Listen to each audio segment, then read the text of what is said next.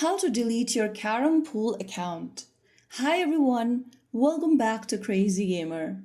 If you want to delete your Carrom Pool account, then the process is quite easy, so let's jump in. First of all, open the Carrom Pool disc game on your device, and once you're inside the home page of Carrom Pool, go ahead and tap on the gear icon at the top left corner.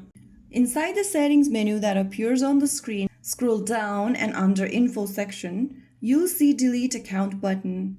If you want to delete your account, just click on delete and go through the information first. Now, you need to click yes proceed to request my account deletion from the left. Remember, once you press on that button and continue with the deletion, all your personal data including account access, previously purchased and gained items, game progress and levels will also be deleted. To confirm the deletion, click on yes proceed to request my account deletion. If you don't want to continue, you can tap on no keep my account.